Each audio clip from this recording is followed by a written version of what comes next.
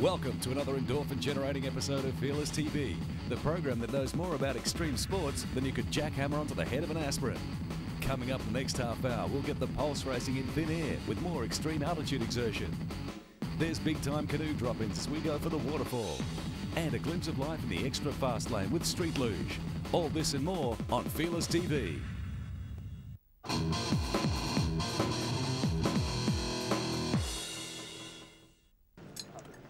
Leathers are a handy piece of equipment to have in any sport involving extreme speed and any hard abrasive surface.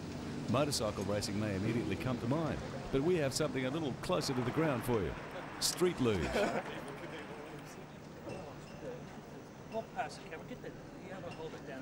Like all good extreme sports derived from skateboarding, street luge has its origins in California, where a hardcore element of skateboarders has long been lying flat on their boards in the search for ever-increasing speed. Originally called coffining for obvious reasons, maximum speed on a street luge in the early days of development was restricted by speed wobbles, caused by the instability of the deck transferring movement to the small diameter wheels, and in turn high-speed wipeouts. This problem has been partially solved in recent times with specially built reinforced sleds with additional bracing and high-stress areas, along with harder compound wheels mounted on floating axles. This prevents wheel and bearing meltdown, which often occurs when higher speeds are encountered, and at 70+ miles per hour can have disastrous results.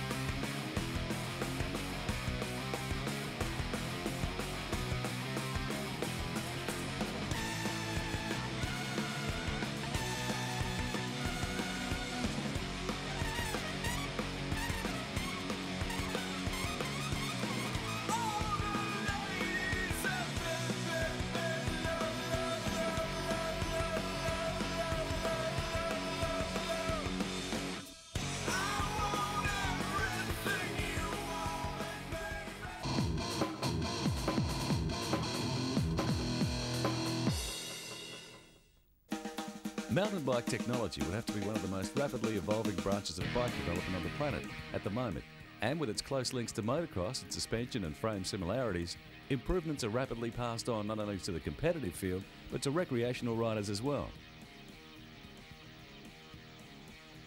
Tyres are also becoming more and more like their traditional motocross counterparts, translating to better grip on all terrain encountered, and in turn increased control and speed over the mountain. Downhill in particular relies heavily on an ability to negotiate difficult terrain or obstacles at speed, especially when cornering in loose and sometimes muddy conditions.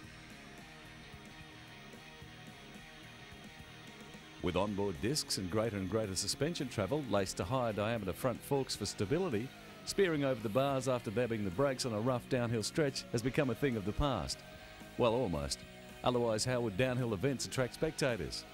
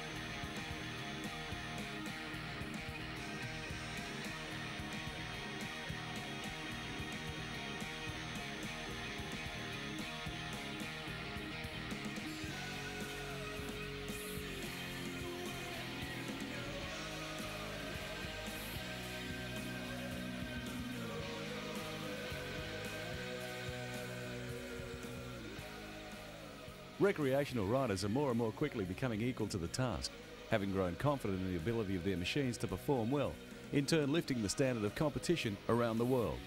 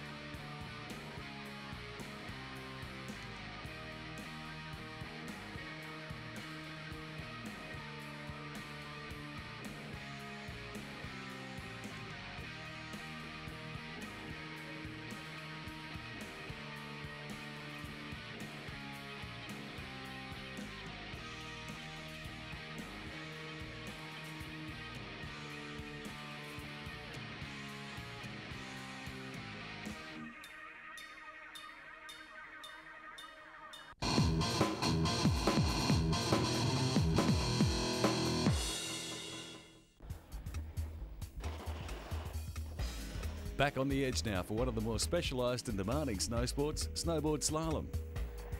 Many factors come into play at high speed on a longer, stiffer board when attempting to negotiate a particular sequence of gates in the fastest possible time.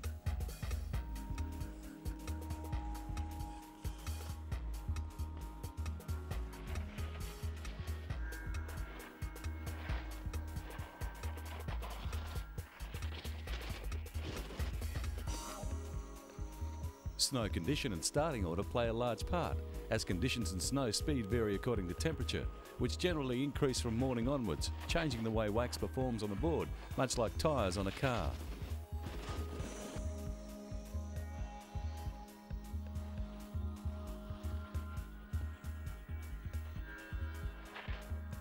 Edge-to-edge control is also vital on a demanding slalom course, as cornering too wide or too deep can mean the difference between first and fifth place when every second counts.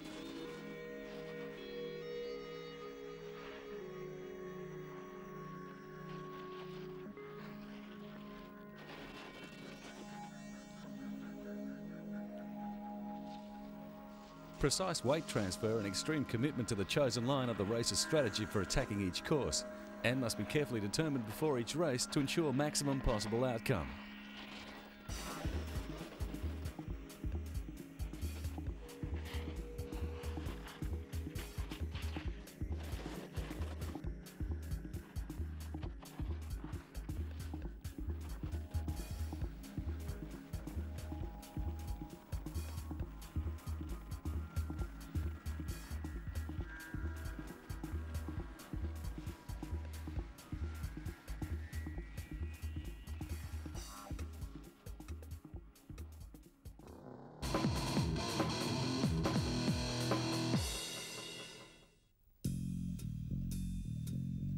Here's a couple of slightly more serious ways to check whether you've got the correct base on your board.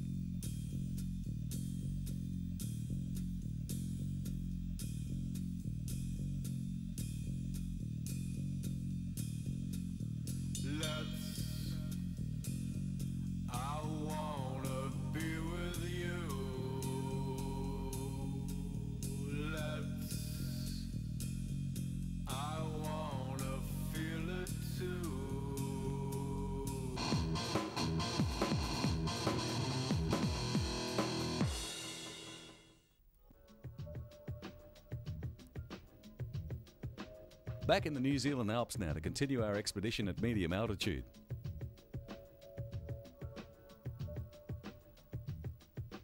Although the air at this level still provides relatively good oxygen content, the dangers of avalanches and extreme weather conditions are still present. With each step sometimes depending solely on leverage gained by the placement of an ice axe or foothold, the room for error is minimal, and the environment presents all the conditions experienced on a Himalayan climb in slightly milder conditions.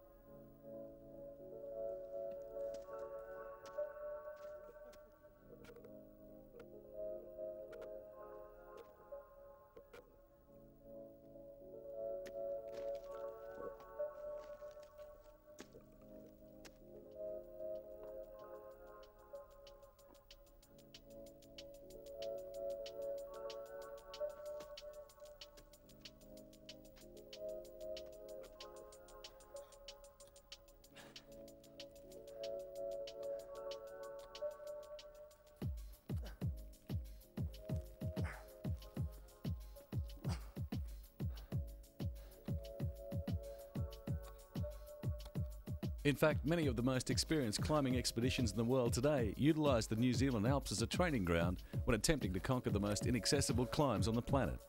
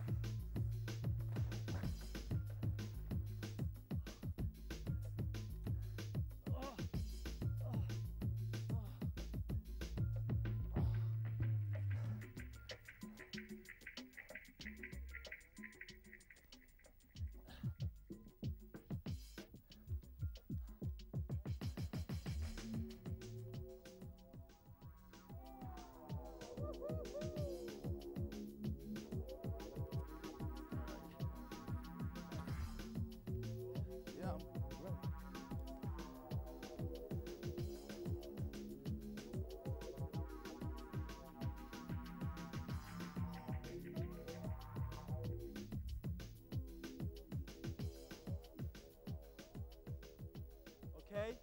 I had no idea what I was getting into. That's the thing about rappelling. You really never know what... I know. I don't know how to describe this, guys. I think the best thing, best advice I can give myself is, okay, just calm. We're gonna get calm here. Okay, here we go. Just gotta do it. All the ropes was hooked up in a rock. Here we go.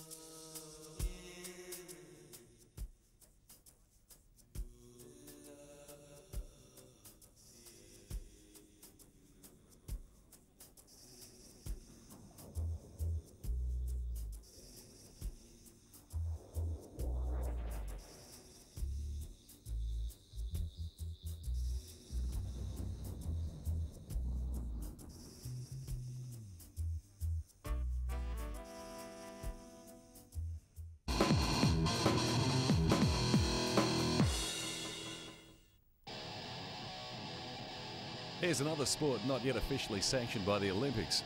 This could be called cliff canoeing.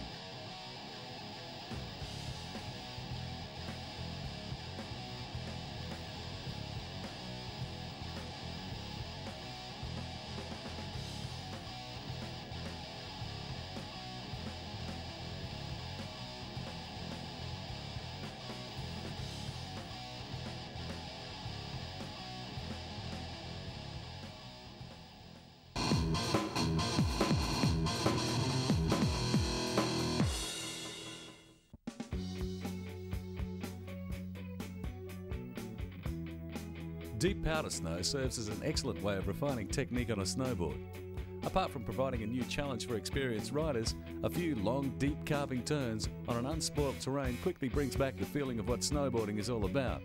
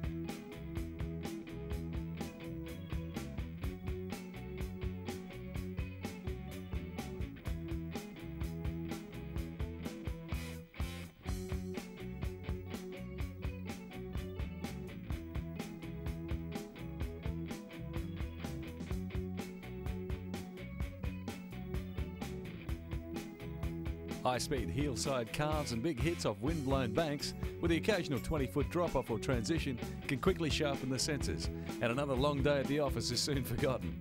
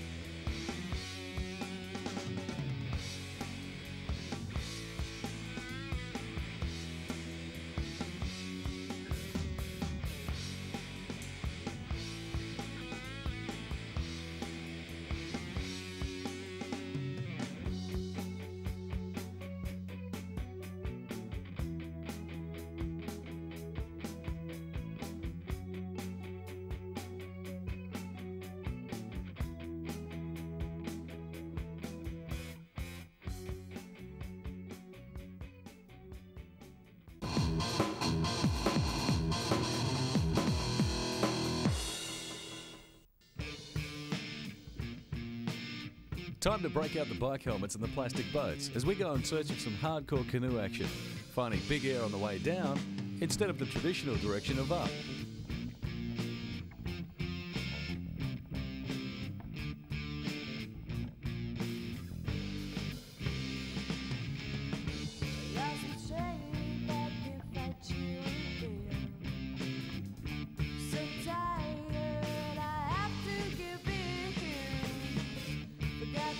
To get the big drops required for the kind of rush and touchdown we're looking for requires taking a whole new approach about being precious about the bottom of your boat, as the launching places for any type of radical descent generally don't feature a huge volume of water flow.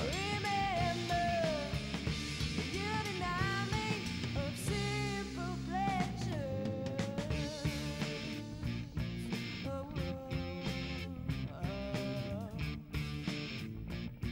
The skill elements required for extreme canoeing range from an extreme acute sense of balance both on the water or rock face to an ability to resurface in the most difficult of conditions.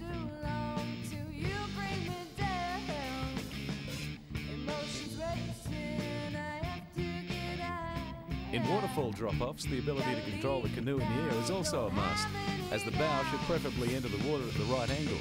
Paddles are usually offloaded to prevent injury in landing, especially in the face area.